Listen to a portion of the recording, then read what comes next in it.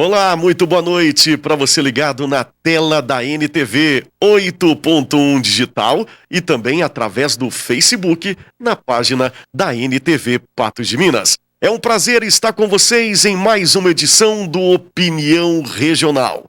E a Opinião Regional de hoje volta com mais um programa naquela série, aquela sequência de programas com possíveis e pré-candidatos a prefeito de Patos de Minas, já que 2020 a gente tem aí as eleições municipais. Você aí de casa, você eleitor, vai escolher o seu prefeito e também o seu vereador. E como pré-candidato a prefeito de Patos de Minas, a gente bate um papo hoje no Opinião Regional com ele, o vereador, atual vereador, pelo segundo mandato, Brás Paulo de Oliveira Júnior.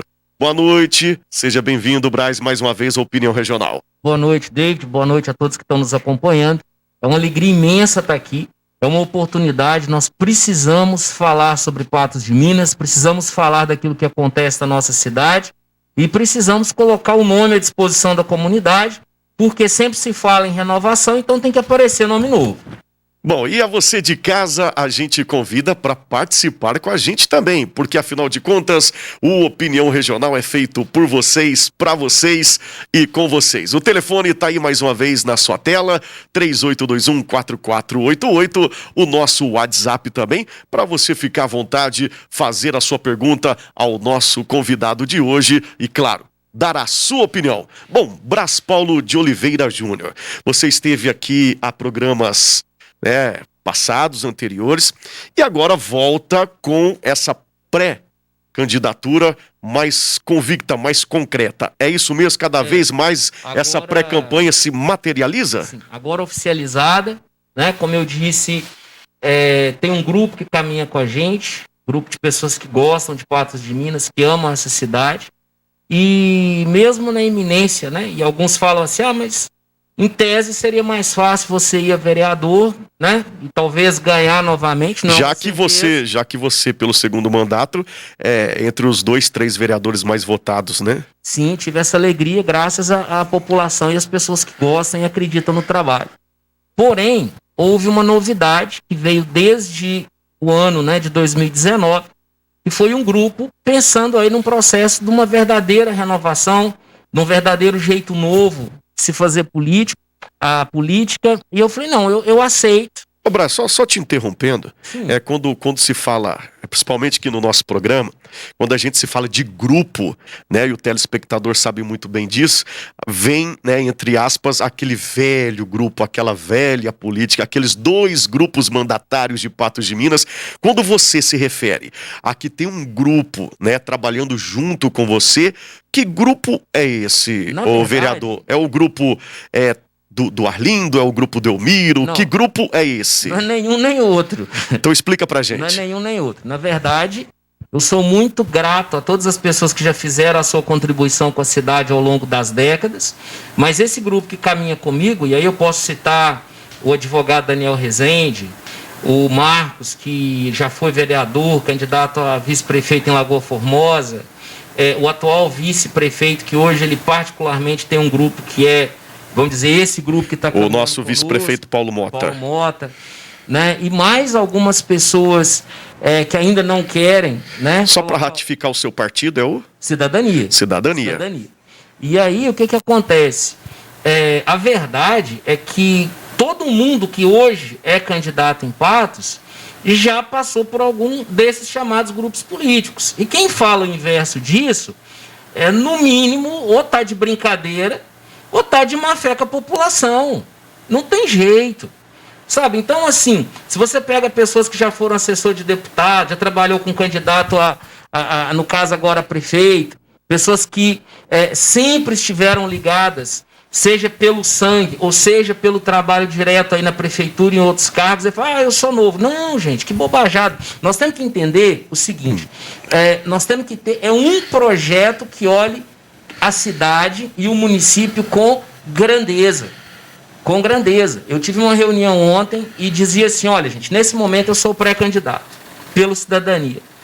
Mas, se daqui a 30 dias nós entendermos que o candidato tem que ser um outro nome, eu abro mão na hora. Eu não tenho vaidade nem apego a cargos. Agora, alguém tem que colocar o nome pra gente começar a mexer o doce. E por que, o Braz, o seu nome? Vamos voltar lá no início da sua fala, quando você disse que seria mais cômodo, talvez seja essa a palavra, você disputar o pleito novamente para o Poder Legislativo, mais uma cadeira como vereador. Sim, e por que você mudar e passar para o Executivo? Olha o porquê disso? Só pelo fato de contribuir? O Braz, eu quero chegar no quesito seguinte. Você sabe, como vereador, acredito que sim, a gente não pode se falar bomba, mas você sabe dos verdadeiros problemas da nossa cidade? Você sair do legislativo para você ser o executor, o gestor de todos esses problemas a meio essa pandemia, tá ciente disso, vereador? Não, muito. Mas o que me dá ânimo é que eu tenho um histórico que diz o seguinte: eu não deixo ninguém para trás. As pessoas que caminham comigo, e essas pessoas, elas contribuem, e ao mesmo tempo, eu tenho respeito por quem está na política, mas nós entendemos que o modo de fazer política, ele podia ser diferente. Então, o Patos padece hoje, urgente, né, de um sistema de saúde que funcione, né? Infelizmente, esse atual mandato, ele foi muito ruim para a saúde. Nós perdemos coisa demais. Nós perdemos elementos que eram essenciais. Quer dizer, nós perdemos a porta de entrada do regional. Nós tivemos a inauguração da UPA, quando lá estava redondinho, lá passou a ter que funcionar como um mini hospital. A UPA não é mini hospital.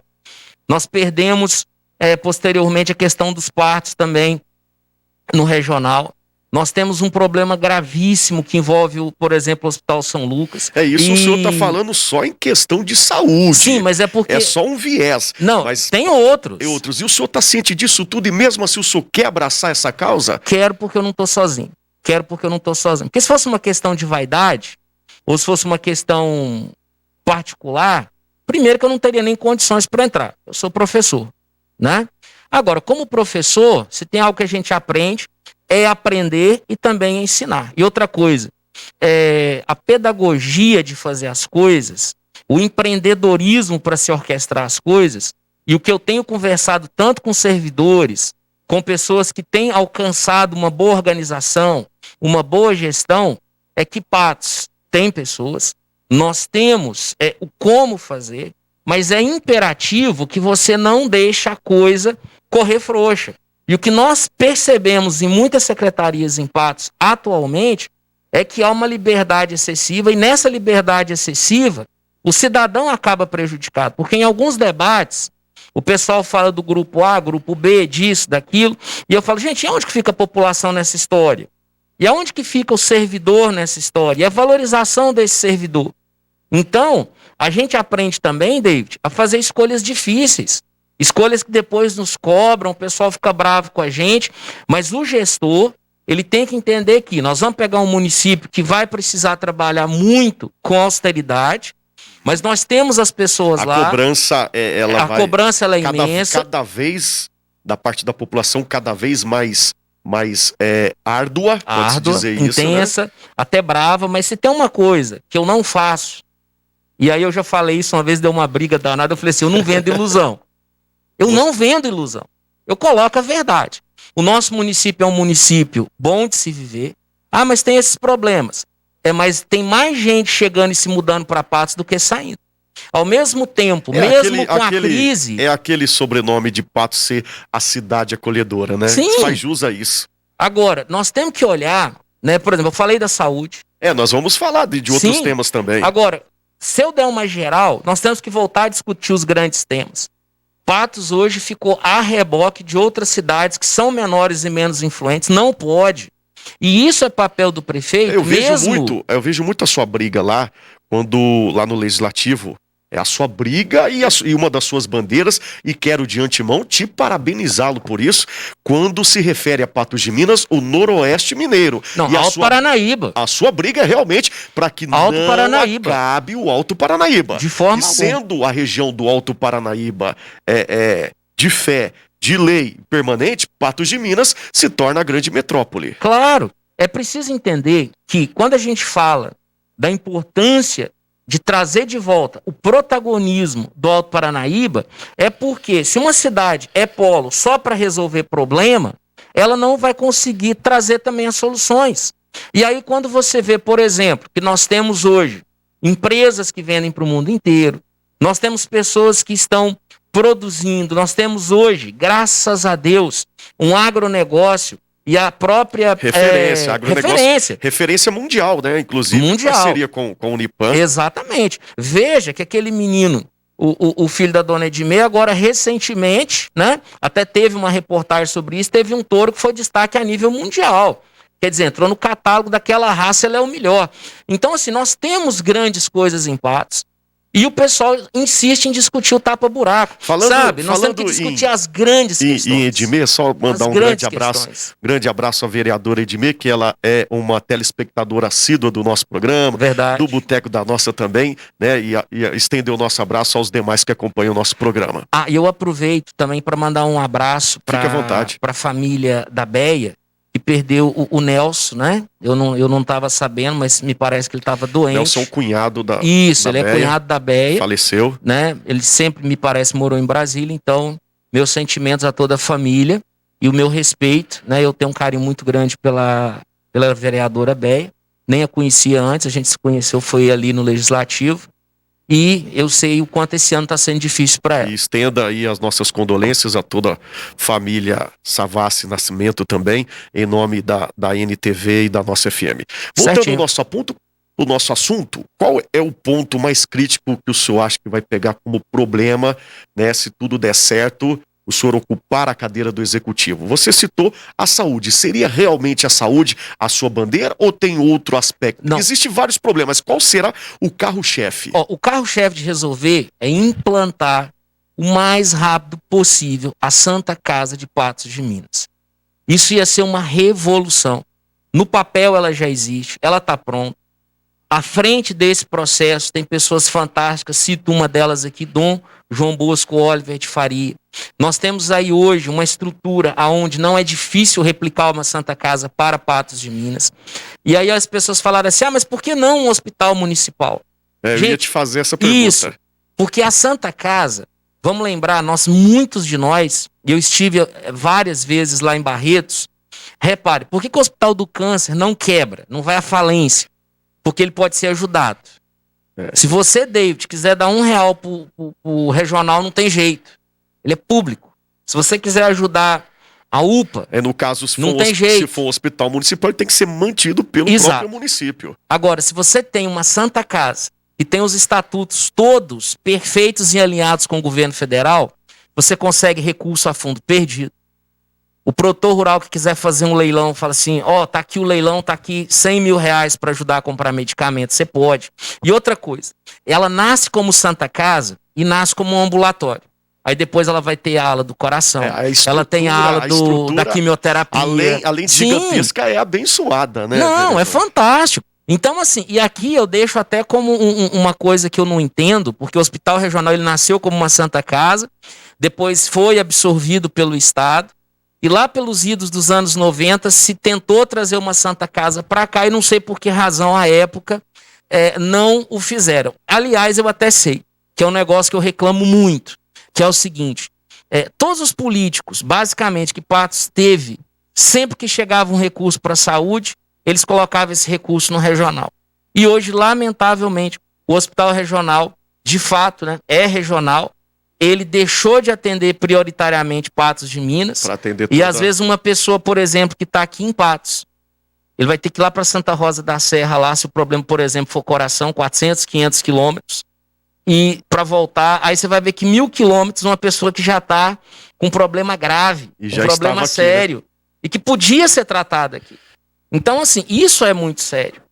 E seria muito barato, se nós pensássemos em termos demográficos, dele. Uma Santa Casa, para funcionar bem, cada município contribuiria ali com basicamente R$2 por cidadão e a gente teria condição de manter uma Santa Casa. Bacana. Então esse é o carro-chefe do nosso pré-candidato a prefeito de Patos de Minas, Brás Paulo de Oliveira Júnior. A gente vai para um rápido intervalo e daqui a pouquinho a gente volta com mais opinião regional. Estamos de volta com Opinião Regional e o nosso programa de hoje falando com o pré-candidato a prefeito de Patos de Minas, do meu lado, Brás Paulo de Oliveira Júnior, atual vereador pelo 2º mandato. Bom, e o nosso bate-papo continua. Vamos lá. Brás, é uma pergunta que eu particularmente gostaria de te fazer, já que você, juntamente comigo, é um grande voluntário, um grande apaixonado e amante pelos animais.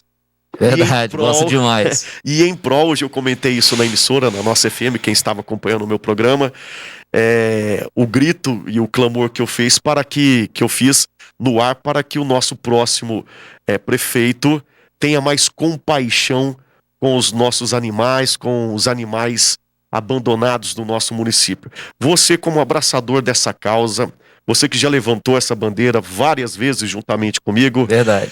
Você tem algum projeto específico, caso venha a bênção do Poder Executivo em suas mãos? Tenho dois muito claros. Conta pra gente. O primeiro, as pessoas não têm muita noção, mas o nosso centro de controle de zoonoses é um desastre. Não pelas pessoas que estão lá, eu quero deixar claro. Mas, por exemplo, o nosso centro de controle de zoonoses está num local que não é dele. Inclusive já teve até ordem de despejo. Déficit de estrutura. A estrutura que tem ali, ela é muito grande. Né? Eu me lembro que na época nós tentamos até mudar o capim para poder ajudar quando o animal fosse pegado na rua ou numa rodovia, alguma coisa assim. E os avanços foram muito pequenos. Né? Nós conseguimos hoje ter um canil funcionando, mas não é um canil de guarda de animais, ele é um canil temporário para os animais que são castrados, é uma parceria do Unipan, da ASPA e da Prefeitura, para se ter ideia.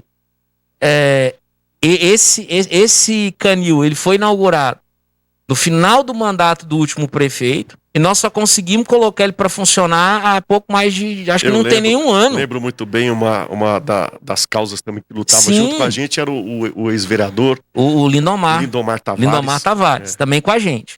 Então ele ainda falava assim, essa aí fui eu que adotei, era a cachorra que ele tinha lá na casa dele. Então, a causa animal, ela precisa de ter um centro de controle de zoonoses, que não é só para cachorro e gato na rua. O centro de controle de zoonoses hoje, na verdade, ele é parceiro de um negócio chamado agronegócio nosso. Porque, sabe, qualquer coisa que chega de peste, que seja através do rato, do morcego, um enxame de qualquer coisa, se vier uma nuvem, seja Deus me livre de qualquer coisa, quem tem a capacidade técnica para cuidar dessas demandas, a vacinação, é o centro de controle de zoonoses. E isso nunca entrou no mapa. Aí seria, no caso, o seu projeto, um deles, nessa base, nesse viés, seria uma reestruturação das zoonoses. Reestruturação, treinamento. A questão, por exemplo, existe uma parte educativa do Centro de Controle de Zoonoses que ela é importantíssima. Então, essa é uma parte. A outra parte é minorar o máximo de cães nas ruas. E os cães que estiverem nas ruas, por exemplo, autorizar que se façam os espaços para esses cães. Ao mesmo tempo, esses espaços, não dá para imaginar que sejam espaços fechados. Então, entra a educação do motorista, do pedestre. Existem pessoas, por exemplo, que querem ajudar os cães, mas às vezes o lugar que ele deixa a ração, deixa a água, e aquele animal que está ali, por isso a parceria com a zoonose. Um amigo meu me mandou um e-mail gigante falando assim, olha, eu estava andando de bicicleta, veio o cão que mora na rua, alimentado por um grupo de pessoas e o atacou. Esse cão que ataca, ele tem que ter um olhar diferenciado. Esse precisa de um espaço diferente. Agora, o doguinho caramelo, aquele que é dócil, aquele que é tranquilo. O totó. O totó. Porque assim, não dá para imaginar que um cachorro de mais idade, ele vai conseguir a adoção com facilidade. Ao mesmo tempo, tem gente que ainda lembra de quando existia carrocinha e os animais eram inclusive sacrificados. Isso não existe mais. É contra a lei. Existe uma lei federal que vai dizer o seguinte, eu não posso apreender um animal e deixá-lo, a não ser que ele esteja com uma doença grave, eu não posso sacrificar. Então nós temos que ter os cuidados de fazer com que as pessoas que já gostam dos animais, eles têm que ter alguma facilidade para ter esse cuidado. Né? Eu parabenizo muito a ASPA, gosto demais da ASPA. Eles fazem um trabalho fantástico, mas eles sozinhos não dão conta. Verdade. É preciso ter um amparo mais amplo. Hoje eu abordei um tema município também, que existe não só aspa, mas inúmeras famílias que eu conheço, sim, pessoalmente, particularmente, que cuidam de 20, 30 cachorros, 20 gatos, de animais abandonados também. A gente vai estender aí a nossa gratidão, verdade. O nosso aplauso e a que essas que pessoas. acontece? E qual seria o outro projeto em torno dos animais? Não, São esses dois, a conscientização e a reestruturação. Primeira coisa, o CCZ, o Centro de Controle de Zoonoses, ele tem que ser reestruturado e, ao mesmo tempo, né, ter uma ampliação da ação tanto das entidades, né? A gente conhece muito a ASPA, talvez surja outras, mas uma sintonia fina do poder municipal com as entidades. Nós temos a própria universidade hoje veterinária e vamos ter mais curso de veterinária. A gente tem que fazer parceria. Quando começar o 2021, se Deus quiser, todo mundo já vacinado, as coisas vão voltando ao normal. Então nós temos que aproveitar um pouco desse espaço de um certo paradão, como diz lá na roça, para organizar essas coisas. Tendo sucesso na candidatura, apesar que vai estar tudo muito perto, né? Nós estamos falando de 15 de novembro e Patos não tem segundo turno, mas uma vez vitorioso, é preciso ter esse olhar. É preciso conversar com as pessoas que entendem. Por isso eu te fiz. Né? Não é achismo. É preciso ter clareza do que nós vamos programar. Eu te falei da questão pedagógica. As escolas são muito interessantes, porque quando uma escola está fazendo uma festa, por exemplo, né, quando podia, no mês de outubro, aquilo foi preparado com um ano de antecedência. Então, as escolas, elas têm uns checklists, elas se organizam antes, as coisas não chegam atropeladas. E, infelizmente, nós precisamos colocar essa dinâmica dentro do município, organizar melhor as coisas. Muito bem. Ô Braz, eu queria te fazer uma outra pergunta. Eu sei que você não se curva a perguntas, a nenhum tipo de perguntas, mas já que a gente está falando do pleito de prefeito, né, na disputa do cargo como prefeito, a gente recebeu aqui no nosso programa, quem acompanha o Opinião Regional, um pré-candidato que falou, né, tá bem claro, que o atual prefeito, José Eustáquio, né, ele foi um dos prefeitos mais atuantes e mais aguerridos quando se trata de infraestrutura no município de Patos de Minas, duplicando vias, fazendo fluxo de trânsito com melhorias.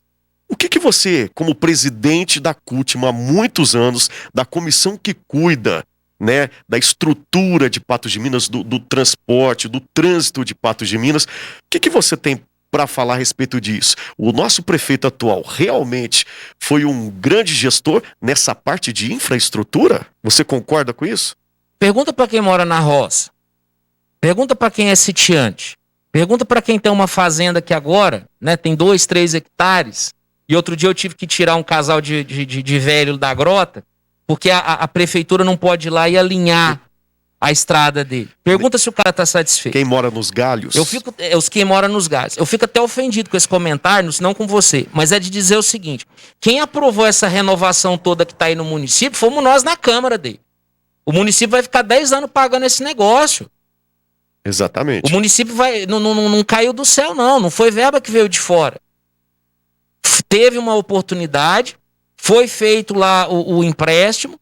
Nós da Câmara entendemos que desde muitos anos nós não tínhamos aí uma revitalização das ruas, e mesmo assim tem crítica a fazer? Tem, porque quem define as ruas é o prefeito, não tem aspecto técnico. Não há um aspecto, por exemplo, da que necessariamente mais precisa. Então, resumindo, Braz, que o nosso tempo está curto, você não concorda de que o prefeito realmente deu um show na infraestrutura? Não, eu acho que ele aproveitou que tinha o dinheiro, fez coisas que inclusive foram indicadas pelo próprio Legislativo, acolheu algumas sugestões, e acho que se esse é o mérito, parabéns para ele. Mas não esqueça de quem, né, vai ter que continuar pagando essa dívida para frente e dando manutenção, porque as chuvas não chegaram. Muito bem pensado. As chuvas não chegaram. Na verdade, a conta ainda não chegou, né? Não. Então, assim, né, pera lá um pouquinho, a gente tem que ter muita calma com essas coisas. Eu respeito o trabalho que está sendo feito, conheço e respeito as equipes, mas é preciso entender, nós não ganhamos nada de graça, não. O município se comprometeu para muitos anos de um dinheiro que nós nem recebemos ainda. E a Câmara aprovou. Nós acreditamos nisso, por quê? Porque a população precisava. E você está disposto a continuar esse trabalho, tanto é que você está sendo entrevistado como pré-candidato a prefeito de Patos de Minas. Bom, Brás, o nosso tempo é curto, eu tenho Mas já certeza. acabou? Já acabou o nosso papo. Meu Deus. É bom, papo construtivo. Sim. E quem ganha com isso é o telespectador. Eu gostaria que você deixasse rapidamente uma mensagem do Dia dos Pais. Gente, parabéns, todos os pais, aqueles que se fizeram pais, aqueles que assumem a condição de pais, aqueles que se tornaram pai do pai, né, David? Isso é muito bacana. Que você seja agraciado por Deus, parabéns. E não se esqueça, a coisa mais bacana que um pai pode deixar para um filho não é a herança, é o exemplo. Parabéns, que Deus abençoe vocês. Obrigado. Muito bem, gostaria de te agradecer, um grande amigo, estou na torcida por você, é um cara que eu aprendi muito e estimo muito, pode ter certeza disso. É recíproco. E fechar esse ciclo de programas do teu lado, para mim, é uma grande honra. Pega aqui, nós vamos passar. A você, telespectador, eu gostaria de me despedir. Agradecendo, eu tenho que sair do ar durante os próximos 3 meses. A lei eleitoral, né, Brás? Sim. Ela determina que apresentadores, locutores e comentaristas se descompatibilizem de suas emissoras 3 meses antes das eleições. Eu, como pré-candidato a vereador, tenho que me descompatibilizar tanto da nossa FM, hoje eu já fiz o meu programa de despedida, e aqui eu me despeço também da televisão. A gente volta no próximo dia 16 de novembro. E muito boa sorte. Após as eleições. Abra a mão aqui. Ó o álcool. Boa sorte para nós, a você de casa, o meu muitíssimo obrigado. A toda a família da NTV, eterna gratidão por tudo. Bom final de semana. Te cuida. Abraço.